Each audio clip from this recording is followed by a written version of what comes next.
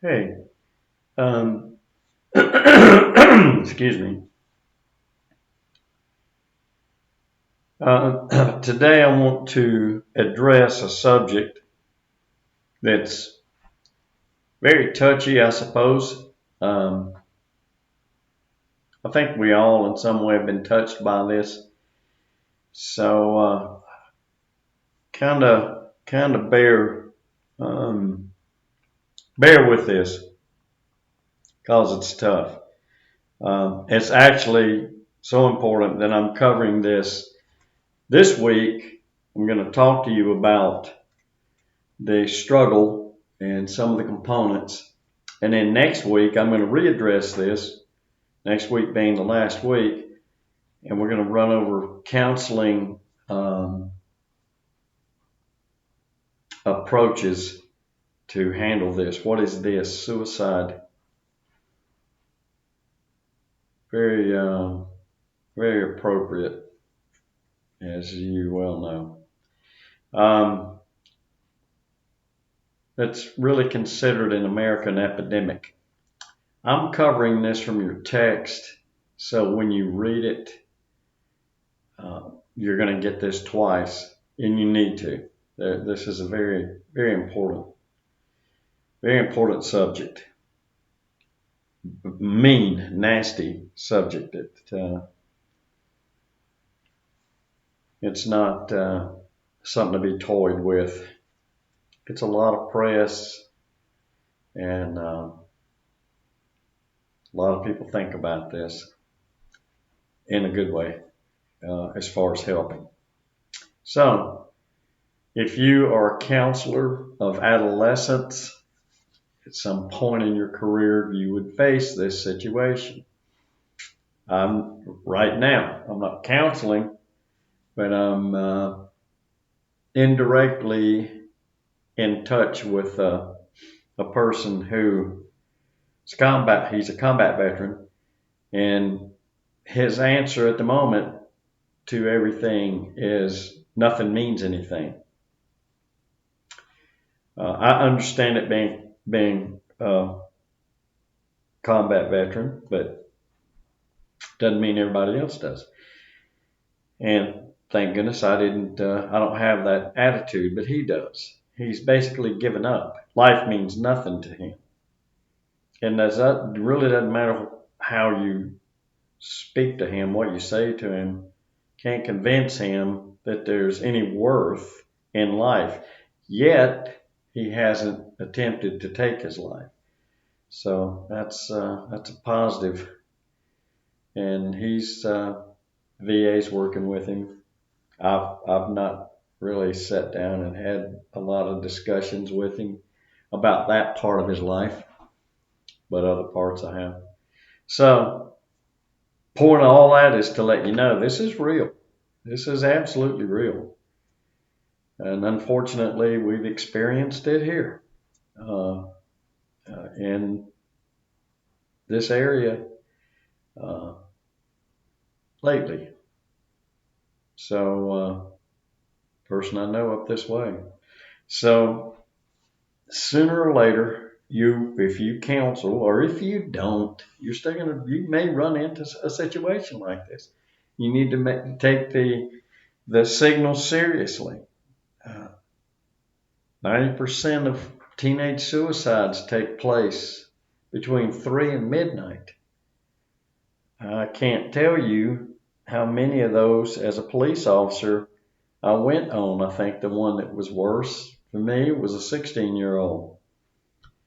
And I don't know what went wrong in his life. 16 years old, and that was it. He made it to 16, and apparently things weren't going well. There were no cries for help, according to the family. No precursors. Excuse me. And unfortunately, I'm the one that had to find the young man, and I had a 16-year-old son at the time. So it was a very pleasant experience. Now, I know I'm painting a non-rosy picture here, but this is not a rosy picture. So let me give you some warning signs. Uh, history of problems. Again, you'll be reading about these if you do the assignment. It's a process. The history of problems leads to a process. Suicide is a process. It's very rarely impulsive. It's planned, in other words. People work this out as a system. My goodness. Decline in performance. It's another symptom. Grades dropping. Or a young person no longer wants to compete in anything. Things that were important before. A recent traumatic event. Physical illness. Failure in school.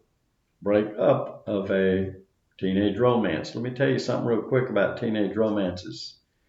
Older people make fun of that. Oh, that's not serious. Think again. A teenage romance is just as important to the teenager as an adult romance is to an adult. It hurts and it thrills the same way.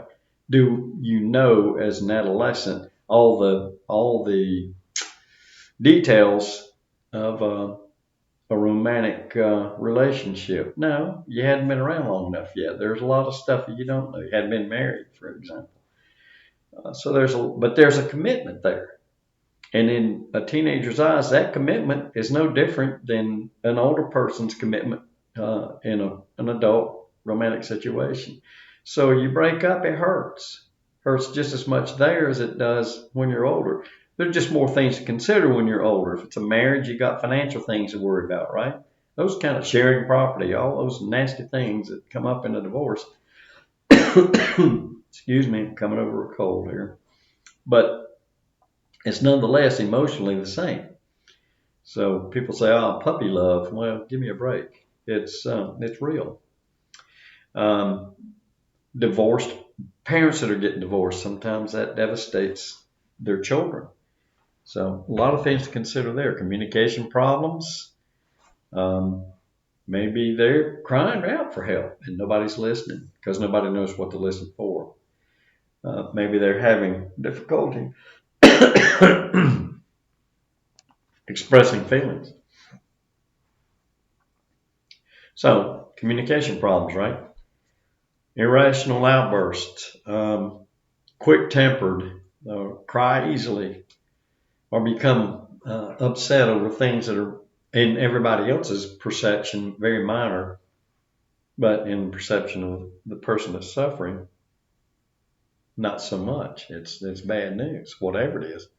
Didn't get a hamburger today and I wanted a hamburger. I'm not trying to be funny here. Those kind of trivial things. The biggie, depression. If there's this overwhelming sense that you get of the person being sad, that's almost always a warning sign. And depression, excuse me, clinical depression has as one of its side effects suicide. Suicide's related to seasons. Christmas time used to be thought of as the time when many suicides occurred, and a lot of suicides did. But sometimes it's after. You have this big build up towards some important holiday, and then you can't face the coming down, so to speak, from that excitement. And for some people, they can't deal with that. People with their Christmas lights still up there. There's a house in my town where I live. They still have their Christmas. There's several houses where their Christmas decorations are still up. And this is the end of March. They're coming up on it. So probably can't deal with the transition from the excitement to the mundane. Change of eating and sleeping habits, self-explanatory. And then here's this one. My gosh, how does it get ignored? Talk about suicide. 80% of people who have taken their lives have talked about it to other people. Even if somebody says, I'm so fed up with this, I'm just going to commit suicide. And it sounds like they're just blowing off steam. As a counselor, you don't take it that way. That's a incredible warning sign for this. Drugs and alcohol, withdrawal. Somebody that was outgoing before, not any longer. And here's the person I mentioned earlier, lack of hope. Life isn't worth living. And he said that. And I'm hoping that the VA is taking note of that. They have a suicide prevention hotline, staff, very well trained, and they advertise when you make a phone call to the VA, one of the things in their automated system says if you have suicidal thoughts, and they give you a phone number, or you can just mash a button and it'll immediately take you to that section. Why does it happen? To escape things in life that they don't feel like they can deal with any longer. Devaluation of themselves, which causes them to think that they need to be punished for all their shortcomings. I hope you guys don't get this cold. It's not fun. They think maybe that they've committed some unpardonable sin, whatever it is, and they're having evil thoughts, whatever the case is. These are things that couple of things that may run through their minds. Here's one: to punish other people, directed toward somebody that has harmed them or whatever the thing is. My girlfriend broke up with me, so I'm going to kill myself to get back at her. Not good. The book says she'll know she loves me when I'm dead. How faulty is that thinking? To manipulate others, to gain attention, to be reunited with a deceased loved one, to avoid being a burden. These are just a few things that are warning signs for this horrendous occurrence. So take that information, plug it into your reading. I've covered it for you, but I'd still like for you to read it because you get a lot more details if you do. And then next week, which is our final week, I'm going to cover what we do in counseling with this. This is the toughest counseling probably you'll ever do if you become a counselor. Because you're dealing with somebody's life, and you have to watch what you say, and you have to be very attentive. So there you are. It's kind of a sad lecture. I apologize, but suicide's a very sad thing. So take it seriously. I'll be back with you soon.